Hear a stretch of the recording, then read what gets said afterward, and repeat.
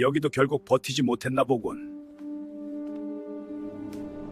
여러분, 혹시 최근에 퇴근길이나 주말에 자주 가던 추억의 동네 골목길을 천천히 둘러보시면서 걸어보신 적 있으신가요? 불과 몇 달 전까지만 해도 사람들이 와글와글 북적이고 삼겹살 굽는 냄새가 진동을 하던 그 골목 말입니다. 저희 머니 셰프는 정확한 정보 전달을 위해 최선을 다하고 있으며 사실과 다른 주관적인 비방이나 허위 사실 유포는 채널 운영 방침에 따라 엄격히 관리됨을 알려드립니다. 구독, 좋아요, 알림 설정 잊지 마세요. 어느 순간부터인가 간판불이 하나둘 꺼지기 시작하더니 이제는 아예 셔터가 굳게 닫혀 있고 유리창에는 붉은색 글씨로 임대문의, 권리금 없음이라는 A4 용지가 덩그러니 붙어 있는 걸 보셨을 겁니다. 처음에는 그냥 저 집 장사가 좀 안 됐나 보다 하고 지나치셨겠죠. 그런데 그 옆집도, 길 건너편 카페도, 모퉁이에 있던 치킨집도 연달아 문을 닫는 모습을 보면 슬슬 등골이 서늘해지지 않으십니까? 단순히 여러분 동네만의 이야기가 아닙니다. 기분 탓도 아니고요. 지금 대한민국 전역에서는 눈에 보이지 않는, 하지만 그 어떤 물리적인 자연재해보다 훨씬 더 잔혹하고 끔찍한 경제적 쓰나미가 상권 전체를 집어삼키고 있습니다. 바로 2026년 대한민국 자영업의 몰락, 대붕괴 현장입니다. 자, 제가 소름 돋는 숫자 하나를 먼저 말씀드리겠습니다. 100만, 10만 명도 아니고 무려 100만 명입니다. 2024년 한 해 동안 버티다 못해 결국 가게 문을 닫고 국세청에 폐업 신고를 한 사장님들의 숫자가 100만 명을 훌쩍 넘겼습니다. 대한민국 경제활동 인구를 생각해보면 이건 정말 경악스러운 수치입니다. 폐업률은 무려 9%대에 달하죠. 쉽게 말해 10곳이 희망을 품고 개업식 수건을 돌릴 때 그중 한 곳은 피눈물을 흘리며 철거업체를 부르고 있다는 뜻입니다. 단순히 사장님 100만 명이 일자리를 잃은 걸로 끝날까요? 에이, 설마요. 그 사장님들에게 딸린 식구들, 배우자와 자녀들, 그리고 그 가게에 식자재를 납품하던 도매상, 인테리어 업자, 용달차 기사님들까지 그 경제적 사슬을 전부 합치면 수백만 명의 삶이 그대로 벼랑 끝으로 등 떠밀렸다는 이야기입니다. 진짜 힘든 상황이죠. 대한민국 전체 인구의 상당수가 지금 생존의 위협을 받고 있는 겁니다. 도대체 왜 이런 대참사가 벌어지고 있는 걸까요? 우리가 흔히 골목식당 같은 TV 프로그램을 보면 분노하곤 하죠. 아유, 저 사장님은 게을러서 안 돼. 위생관리를 저렇게 하니까 망하지. 음식 맛이 저러니 손님이 끊기지 하면서 개인의 탓으로 돌리기 쉽습니다. 물론 그런 분들도 일부 있겠죠. 하지만 100만 명이라는 숫자는 개인의 게으름이나 요리 실력 부족으로 설명할 수 있는 차원이 아닙니다. 매일 새벽 5시에 농수산물 시장에 나가서 싱싱한 재료를 고르고 남들 다 쉬는 주말에도 밤 12시가 남도록 뜨거운 불판 앞을 떠나지 못하는 정말 뼈골 빠지게 일하는 성실한 분들이 수두룩합니다. 그런데도 그들은 왜 결국 처절하게 가게를 내놓아야만 했을까요? 여기에는 아주 소름 돋는 대한민국 경제의 잔혹한 구조적 비밀이 숨겨져 있습니다. 지금부터 제가 드리는 말씀을 잘 들어보세요. 이 거대한 비극의 구조를 이해하려면 우리는 맨 처음 왜 그토록 많은 사람들이 자영업에 뛰어드는가 하는 가장 근본적인 질문부터 시작해야 합니다. 여러분, 우리나라의 자영업자 비중이 전체 취업자의 몇 %나 되는지 아십니까? 무려 23% 안팎을 왔다 갔다 합니다. 일하는 사람 4명 중 1명은 누군가에게 고용된 직원이 아니라 자기 명의의 사업자 등록증을 가진 사장님이라는 뜻입니다. 이게 얼마나 비정상적인 수치인지 감이 잘 안 오시죠? 경제협력대발2구, 즉 OECD 평균 자영업자 비중이 약 16% 정도입니다. 우리는 이 평균치를 아득하게 뛰어넘습니다. 천조국이라 불리는 미국은 6.6%, 우리랑 경제구조가 비슷하다고 여겨지는 일본도 9.6% 수준밖에 안 됩니다. 그야말로 전 세계에서 유례를 찾아보기 힘든 압도적인 자영업 공화국이 바로 대한민국입니다. 왜 이렇게 사장님이 많을까요? 우리나라 사람들이 유독 도전 정신이 뛰어나서 다들 혁신적인 아이템으로 제2의 스티브 잡스나 백종원이 되려고 가슴속에 사직서를 품고 사는 걸까요? 참으로 슬프게도 현실은 정반대입니다. 자, 평생을 회사에 바친 한 평범한 50대 가장 김 부장님의 이야기를 상상해 봅시다. 대기업이든 중소기업이든 열심히 다녔지만 50대 중반이 되면 회사의 눈치가 보이기 시작합니다. 임원 승진은 물 건너갔고 밑에서는 치고 올라오고 결국 명예퇴직이나 권고사직이라는 이름으로 짐을 싸게 됩니다. 아이들은 아직 대학에 다니고 있고 갚아야 할 아파트 대출금은 산더미인데 매달 꼬박꼬박 들어오던 월급이 끊겼습니다. 재취업을 하려고 이력서를 100군데 넘게 넣어보지만 50대가 넘은 중년 남성을 정규직으로 받아주는 곳은 씨가 말랐습니다. 경비원이나 배달일 말고는 선택지가 없죠. 이때 김 부장님의 눈에 들어오는 게 뭘까요? 바로 창업입니다. 평생 엑셀 파일만 만지던 분이 갑자기 인공지능 스타트업을 차릴 수는 없잖아요. 결국 퇴직금이 영끌하고 은행에서 대출받고 지인들에게 돈을 빌려서 진입장벽이 가장 낮은 곳으로 향합니다. 그게 바로 동네 치킨집, 프랜차이즈 카페, 편의점 같은 도소매나 음식 숙박업입니다. 즉, 대한민국의 수많은 사장님들은 화려한 꿈을 안고 창업 생태계에 자발적으로 들어온 게 아니라 벼랑 끝으로 밀리다 생계를 위해 등 떠밀려 자영업에 진입한 생계형 창업자라는 사실입니다. 이것이 바로 비극의 첫 번째 단추입니다. 이렇게 등 떠밀려 들어온 세계는 어떨까요? 따뜻한 환영 인사가 기다리고 있을까요? 아니요. 그곳은 이미 피 튀기는 배틀로얄, 현실판 오징어 게임의 한복판입니다. 동네 상권을 한번 떠올려 보세요. 한 집 건너 치킨집이고 고개 돌리면 카페가 보이고 골목마다 편의점이 마주보고 있습니다. 인구 대비 음식점 수가 이미 생태계가 감당할 수 있는 수용 범위를 까마득하게 넘어섰습니다. 파이의 크기는 정해져 있거나 오히려 줄어들고 있는데 그 파이를 쪼개 먹겠다고 포크를 들고 달려드는 사람은 너무나도 많습니다. 주위를 돌려보시면 진짜 많습니다. 내가 아무리 좋은 생두를 로스팅해서 기가 막힌 커피를 내려도 바로 옆 건물에 초저가 대용량 커피 프랜차이즈가 들어오면 게임이 끝납니다. 내가 매일 밤 소스를 연구해서 맛있는 떡볶이를 만들어도 자본력을 앞세운 대형 프랜차이즈가 마케팅 폭격을 퍼부으면 버텨낼 재간이 없습니다. 결국 남는 카드는 단 하나, 내 살을 깎아먹는 가격 경쟁과 무한 노동뿐입니다. 남들 10시간 일할 때 14시간 일하고 알바생 쓸 시간에 내가 몸으로 때우는 수밖에요. 이렇게 처절하게 버텨도 초기 1년에서 3년 안에 버티지 못하고 나가떨어지는 가게들이 수두룩합니다. 앞서 말씀드린 100만 명의 폐업자 중 상당수가 바로 이 초기 생존의 벽을 넘지 못한 분들입니다. 과도한 진입과 무한 출혈 경쟁, 이게 바로 대한민국 자영업자들을 옥죄는 첫 번째 절망의 늪입니다. 자, 그럼 이 끔찍한 지옥 같은 물리적 상권의 경쟁에서 살아남아서 어찌어찌 매출을 올리기 시작하면 끝일까요? 드디어 고생 끝 행복 시작일까요? 에이, 설마요. 진짜 소름 돋는 본게임은 이제부터 시작됩니다. 사장님들을 진짜 피말리게 하는 보이지 않는 포식자가 등장하거든요. 바로 여러분의 스마트폰에 깔려있는 배달 플랫폼입니다. 바야흐로 배달의 시대, 플랫폼의 시대죠. 코로나 팬데믹을 거치면서 사람들은 집에서 음식을 시켜 먹는 것에 완벽하게 적응했습니다. 이제 홀장사만 해서는 도저히 비싼 월세와 인건비를 감당할 수가 없습니다. 선택의 여지가 없죠. 다들 울며 겨자 먹기로 배달앱에 입점합니다. 그런데 여기서 사장님들은 경악스러운 현실을 마주하게 됩니다. 매출이 오르면 오를수록 내 통장에 꽂히는 돈은 오히려 줄어드는 기적의 마술이 시작되거든요. 여러분, 식당 사장님이 배달 플랫폼을 통해 번 매출에서 플랫폼 측에 뜯기는 수수료와 광고비 비중이 어느 정도인지 아십니까? 서울시 조사 등에 따르면 배달 매출의 약 4분의 1, 무려 24% 안팎이 고스란히 플랫폼 기업의 주머니로 들어갑니다. 진짜 너무하다 싶도록 어마어마하죠.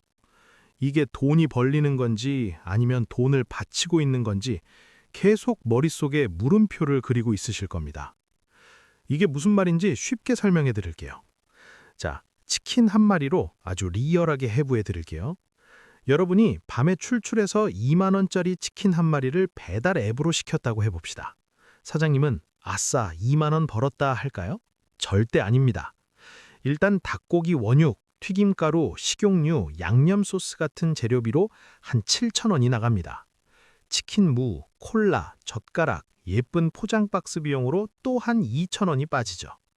가게 월세, 전기세, 수도세, 알바생 인건비 몫으로 한 5천 원을 떼어놓아야 합니다. 자, 여기까지 남은 돈이 6천 원입니다. 그런데 여기서 배달 플랫폼이 등장합니다. 사장님, 우리 앱 썼으니까 중개 수수료 내셔야죠. 그리고 배달 기사님 불렀으니까 배달 대행료도 내셔야죠. 아, 우리 앱 상단에 가게 노출하려면 클릭당 광고비도 내시는 거 잊지 않으셨죠? 이렇게 플랫폼 측에서 가져가는 수수료와 배달료, 깃발 꽂기 같은 광고비를 다 합치면 못해도 4,000원에서 5,000원이 훌쩍 날아갑니다. 결국 2만 원짜리 치킨을 팔아서 사장님 손에 순수하게 떨어지는 돈은 1,000원, 2,000원 남짓입니다. 10마리를 튀겨야 겨우 1, 2만 원 쥐는 거예요. 하루 종일 180도 끓는 기름통 앞에서 화상 입어가며 땀 흘려 닭을 튀긴 건 동네 사장님인데 정작 돈은 판교에 있는 IT 플랫폼 기업들이 다 쓸어 담는 기형적인 구조입니다. 오죽하면 사장님들 입에서 우리가 배달의 민족이 아니라 배달 플랫폼의 노예다, 가상 공간의 땅을 빌려 농사짓는 디지털 소작농이다라는 피를 토하는 한탄이 나오겠습니까?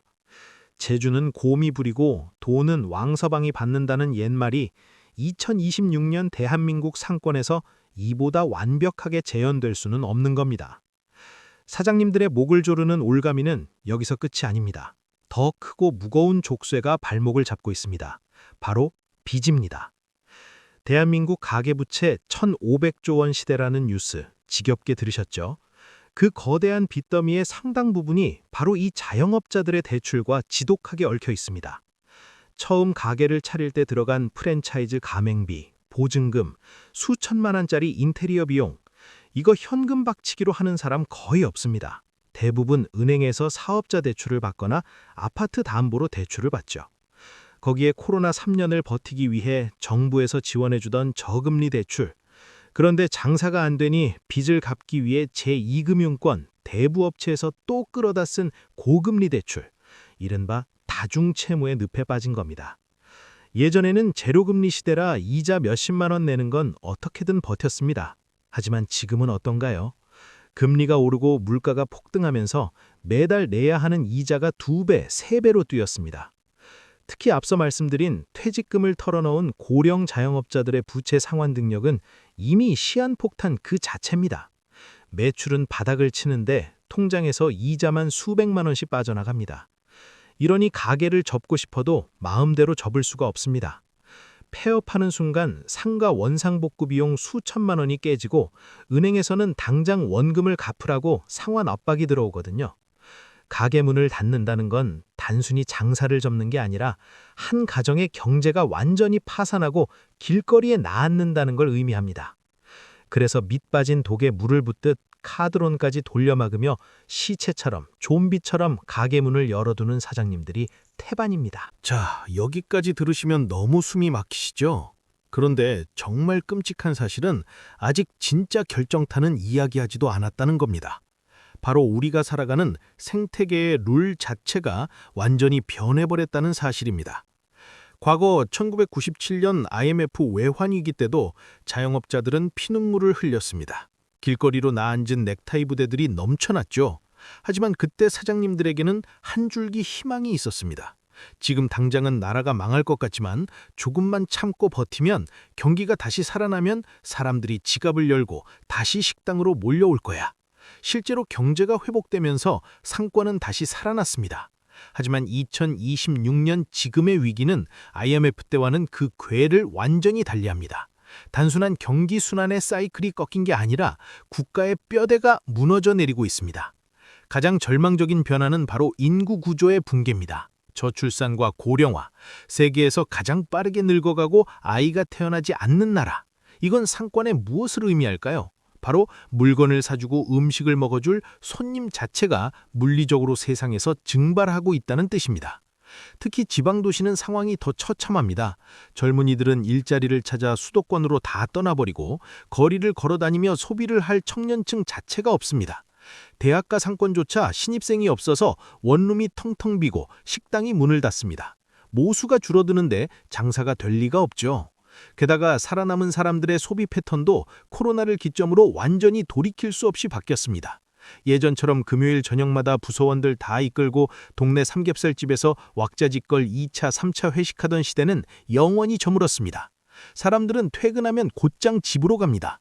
혼자 넷플릭스나 유튜브를 보면서 편의점 맥주를 마시거나 밀키트를 데워 먹죠. 헬스장에 가는 대신 홈트레이닝을 하고 옷을 사러 백화점이나 로드샵에 나가는 대신 밤에 침대에 누워 무신사나 쿠팡으로 결제합니다. 오프라인 상권이라는 거대한 심장의 박동이 점점 아주 서서히 멎어가고 있는 겁니다. 손님은 사라지는데 사장님들이 부담해야 할 비용의 무게는 미친 듯이 팽창하고 있습니다. 인건비, 임대료, 원자재비, 이른바 삼고 현상이 목을 조릅니다. 최저임금은 계속 오르죠. 주유수당 챙겨줘야죠. 4대 보험 내야죠. 밤늦게 일하면 야간수당까지. 사장님들 입장에서 실제로 알바생 한 명을 쓸 때 느끼는 체감 최저 단가는 이미 시간당 2만 원에 육박한다는 소리가 현장에서 터져 나옵니다. 밀가루값, 식용유값, 채소값은 자고 일어나면 올라 있습니다. 상황이 이렇다 보니 팔면 팔수록 내 인건비도 안 나오고 오히려 척자가 눈덩이처럼 쌓이는 기형적인 현상이 일어납니다. 차라리 장사를 접고 내가 다른 식당에 가서 시급받고 설거지 알바를 하는 게 돈을 더 번다는 자조 섞인 농담이 뼈를 때리는 현실이 된 겁니다. 그래서 요즘 동네 식당 가보면 사람이 직접 서빙하는 곳이 점점 줄어들고 있죠.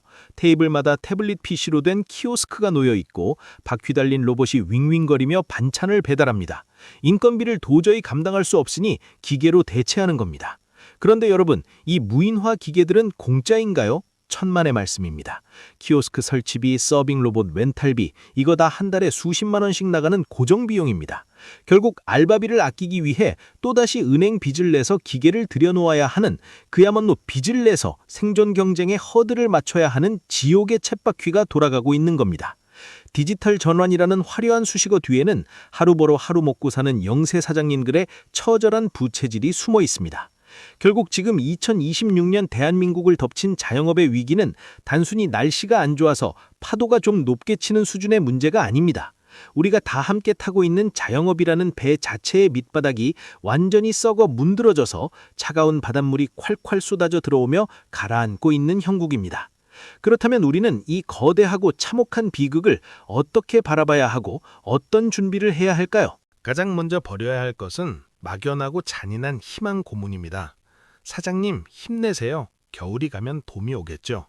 조금만 더 버티면 예전처럼 대박 나실 겁니다.